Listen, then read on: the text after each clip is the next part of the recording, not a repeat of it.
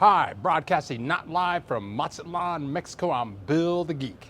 This is the Bill Dallas Lewis channel, and we make videos about the joys of living in Mexico. On the first week of every month, Katie Ibarra joins us and shows us a property. And she brings with us three of the most popular questions people ask her about real estate. Today, she's going to address three of those questions. First, she's going to talk about, is there a property inspection in the purchase process? How much does that cost? Question number two is, once the buyers and the sellers accept the contract, is it a binding contract? Question number three is a big question, and that's, when is the cash handed over? Is there a property inspection in the buying process, and how much does that cost? Yes, absolutely. We have some very good property inspectors. A couple live here lakeside. One comes from Guadalajara, and they're educated. Some of them are engineers by trade. Um, it's an option that a buyer can add to their offer. It's a contingency. And when it comes to the cost, I'm just going to throw out an approximate. Most of my buyers that opt to do the home inspection are spending $300 to $350 US. The reason we can't say a flat fee is it's based on the age and the size of the home. So there's a matrix that works out the pricing. Let's see. The other thing I want to emphasize, and I always try to coach my buyers in this point, is just like the US, it's not to pick apart this little item, that little item. I'm going to make a list of to-dos for the seller. This really is to pinpoint whether there's a major system function that's faulty, whether that's electrical, plumbing, maybe there's major structural damage. That's what you're looking for in these home inspections. Otherwise, my broker and I have talked about this a lot, and the buyer might be purchasing their own to-do list of things they might want to address once they take possession. If it's a ceiling fan that needs addressed, or a little crack here or there, but it's superficial, it's not structural, then that's not something that's going to make or break a deal.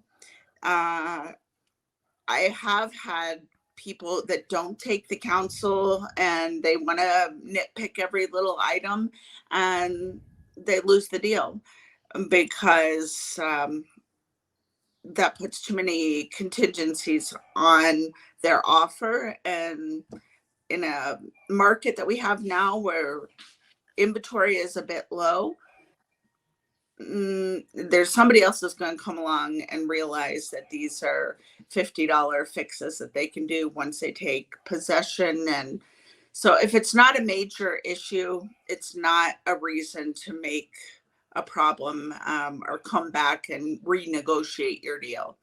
But yes, absolutely, it's up to the buyer if they want to put that in a contract, and it's at their expense. But I do suggest that people add that to their offer. Okay, now the last time we had questions like this, I wasn't paying attention to comments. Now I'm watching comments. We have two more questions for Katie. Please ask comments while Katie is here, and then we can get her to respond to your questions. Our second question is, our second question is, the day an offer is accepted, are the buyers and sellers in a legally binding contract? What do you have to say about that, Katie? Okay, well, technically, let's say I help my buyers write an offer, and they've put in that they would like to do a home inspection, and the seller says, okay, I sign my acceptance of this offer today. The buyer still has a little bit of time. One, they've got almost 2 weeks. It's business days, so 7 business days to get their home inspection done, and then see the results of that and either sign off and say, I'm okay, or there's something really major that we need to revisit. Either I'm going to walk away from this, I'm not in a binding contract, I can walk away, or I'm going to renegotiate the terms of my offer.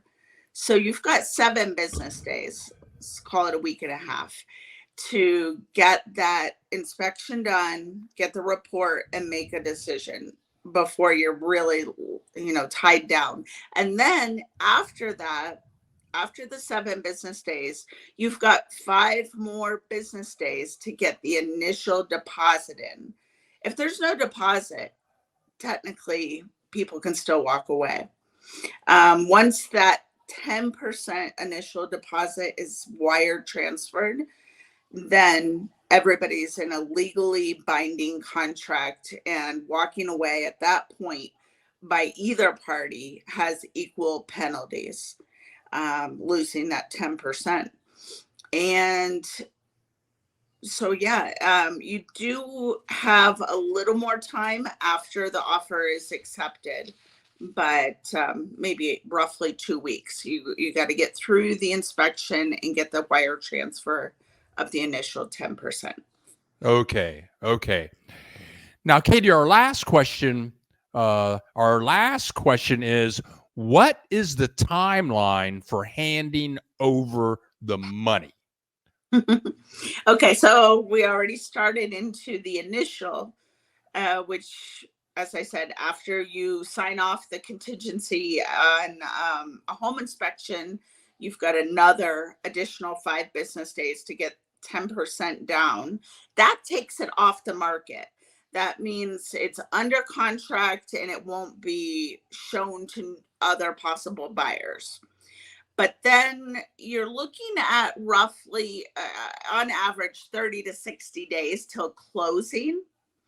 And once you get close to closing, that last week before, you're going to need to wire transfer the balance due after the 10% plus closing costs, which closing costs, we tell people to expect roughly 4% of the purchase price. The reason we don't know the exact amount, it comes back with appraisal value, some fees that are charged at closing are set fees for every property, and some are percentage of the property value. So it varies from each closing to each closing, but 4%, it has always been a pretty safe number for people to bank on. We tell them a week in advance, send your 90% balance due, and we have that number for the closing cost. There's one other item that happens about a week before closing, and that is, if you're a foreign buyer, you have to have a government permit to own property in Mexico, and that's per name on the deed. So it's, if I were to go buy land, it would just be me, but if I were married and it's me and my spouse, then you're paying it twice because both names are on the deed. And right now, that's roughly $325 per person. And it needs to be done about a week before closing. Okay, very good. All right, Katie. Well, once again, thank you very much for joining us this morning. And I think the next time we see you, we'll be saying Happy New Year. So in the meantime, Katie, Merry Christmas, and I hope you and your loved ones have a wonderful Christmas, and we'll see you in January. Thank you so much again. Thank you so much, Bill. Have a great holiday. You too. Bye-bye. Bye-bye. Please leave a comment. Tell us what you think. And think about clicking that like button, and why not click the share button? We go live every Saturday at 10 a.m. Central Time. Join us and ask questions and leave comments about the joys of living in Mexico. Thank you everyone for joining us. Thank you, Katie Ibarra, for bringing us all that fabulous information. Click that subscribe button. We have many more videos to come, and we'll see you in the next video.